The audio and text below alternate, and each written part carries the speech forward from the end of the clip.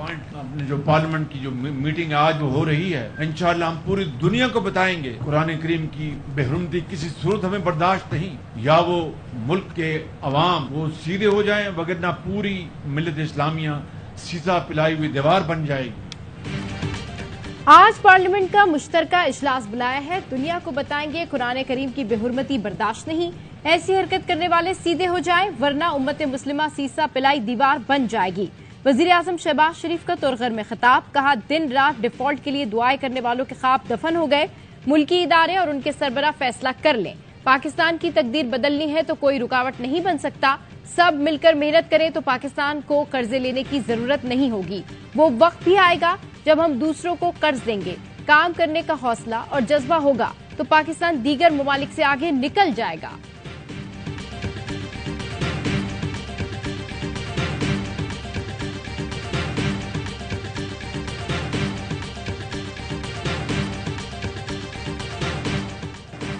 IMF ने supplementary grants पर एतराज उठा दिया, पार्लियामेंट सप्लीमेंट्री ग्रांट्स मंजूर न किया करे। IMF की इस्तदा, खसारों से बचने के लिए टैक्स आमदन बढ़ाने की तजवीज, मौक़िफ़ अपनाया। मईशत में टैक्स का हिस्सा 10% है, जो दुनिया में सबसे कम है। IMF एग्जीक्यूटिव बोर्ड का इजलास 12 जुलाई को होगा। एग्जीक्यूटिव बोर्ड पाकिस्तान को $1.1 अरब कर्ज देने की मंजूरी देगा। पाकिस्तान को $3 अरब 3 अक़सात में मिलेंगे।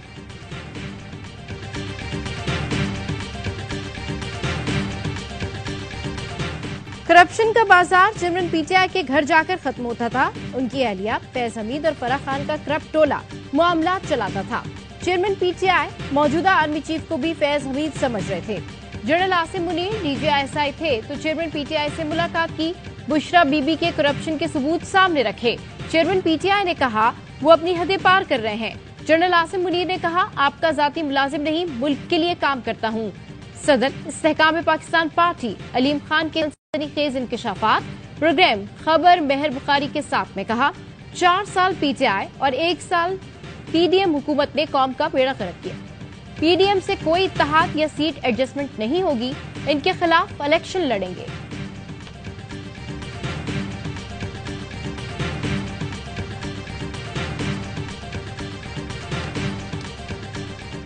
पहले अलीम खान ये क्लियर कर रही है क्या पाकिस्तान पीपल्स पार्टी ने आपसे सीरियसमेंट की बात की? हमने तो बात ही नहीं की। तो वही लोग हैं जो इनकी जमात में जो कि रेड लाइन वाले थे, अब जाके एयरलाइन में सवार हो गए। कल उनको अगर एयर बस मिल गई तो फिर क्या होगा?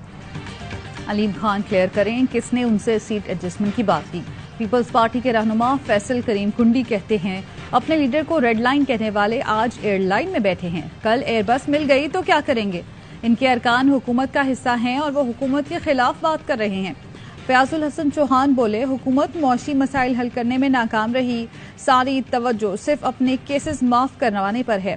नून लीग से किसी किस्म की सीट एडजस्टमेंट नहीं हो सकती।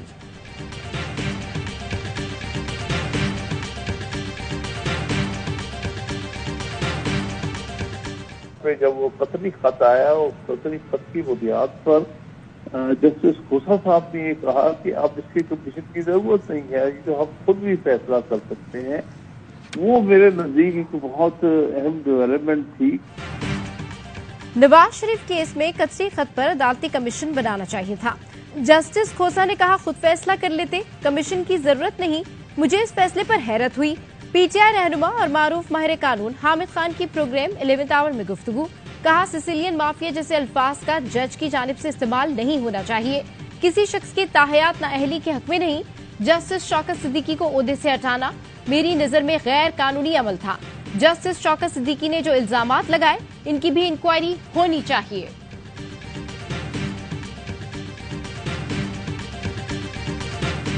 तौहीन इलेक्शन कमीशन केस में फवाद चौधरी के नाकाबिल जमानत वारंट जारी।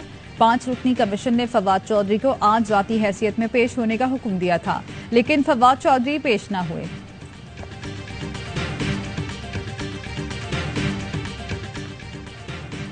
नौ मई को इंतजार अंगेज तकरीर के केस में यास्मीन राशिद के जुडिशल रिमांड में 20 जुलाई तक तौसी।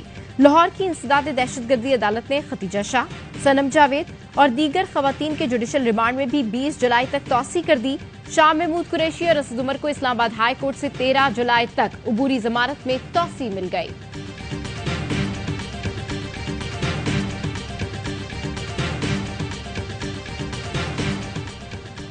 इस्लामाबाद की डिस्ट्रिक्ट एंड सेशन कोर्ट में तोशाखाना केस की समाअत।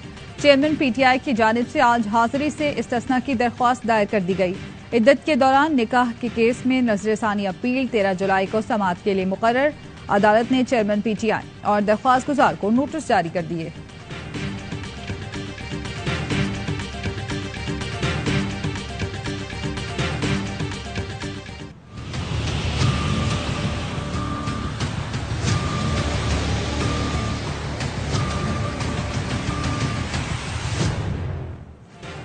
पंजाब के मुख्तलिफ शहरों में तूफानी बारिशें। गुजरावाला में मकान की छत गिर गई, खातून और 2 बच्चियां जाँ बहक, 5 अफराद जख्मी।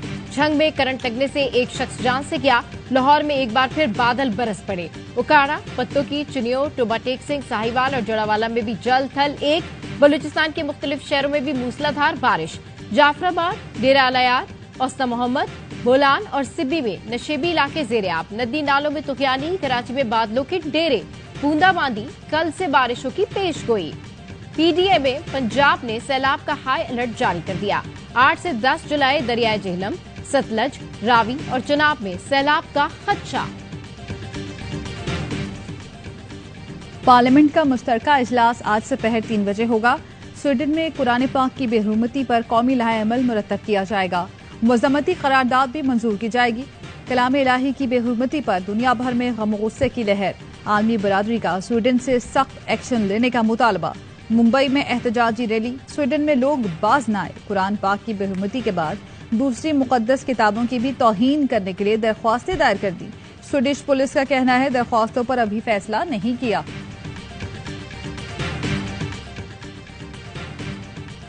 बलूचिस्तान के 35 अजला में डिस्ट्रिक्ट काउंसिल्स के मेंबर्स की आज हल्फबर्दारी और इंतखाबात। चेयरमैन और वाइस चेयरमैन के लिए वोटिंग 4 बजे तक जारी रहेगी। 1266 डिस्ट्रिक्ट काउंसिल्स के मेंबर हक रायदही इस्तेमाल कर रहे हैं। अमन और अमान बरकरार रखने के लिए दफा 144 नाफिज।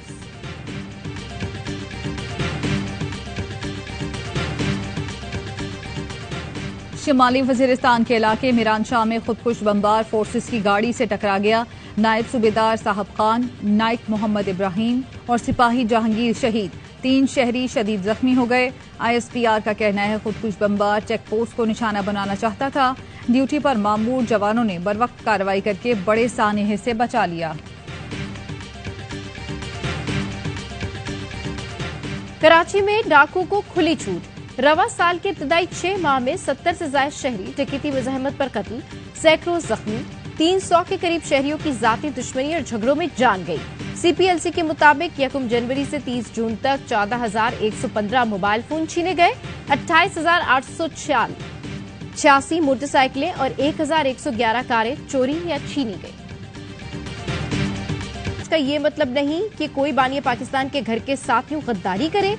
तमाम जिम्मेदारों को सख्त सजा मिलनी चाहिए।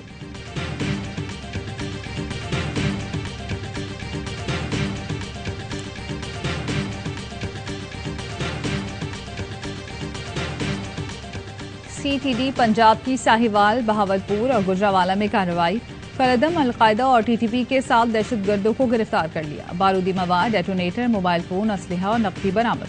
कराची में भी CTD का एक्शन। लासी गोट स्कीम 33 से कलदम तंजीम के 2 मुबैना दहशतगर्दों को धर लिया।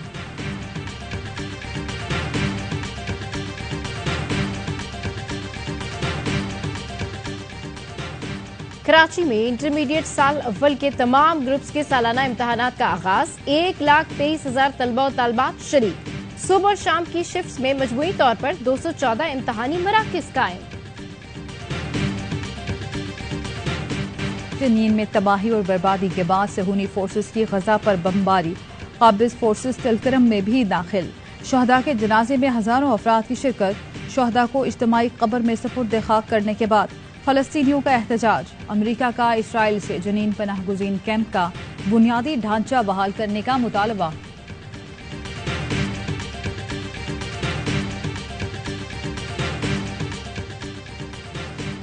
अमरीकी सदर की सरकारी रिहायशगाह और दफ्तर व्हाइट हाउस से कोकेन बरामद होने की तहकीकात जारी।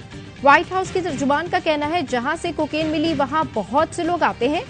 सीक्रेट सर्विस इस मामले की तहकीकात कर रही है। गुज़िश्ता इतवार को व्हाइट हाउस से कोकेन बरामद होने का इंकशाफ हुआ था।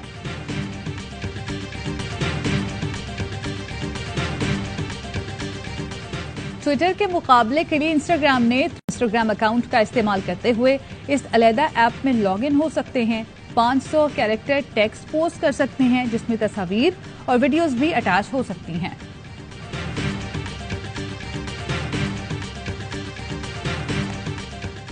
आर्टिफिशियल इंटेलिजेंस के फवाइद पर अक़वाम मुत्तहिदा का इजलास आज होगा। इंसान नुमा रोबोट्स भी शिरकत करेंगे। कॉन्फ्रेंस से कबल जेनेवा में मीडिया को रोबोट से मिलवाया गया।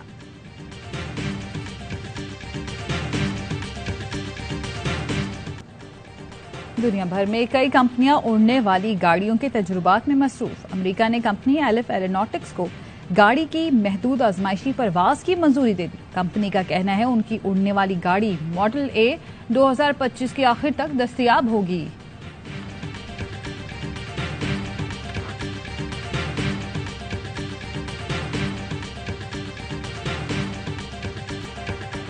और पीसीबी मैनेजमेंट कमेटी के नए चेयरमैन ज़का अशरफ ने चार्ज संभाल लिया।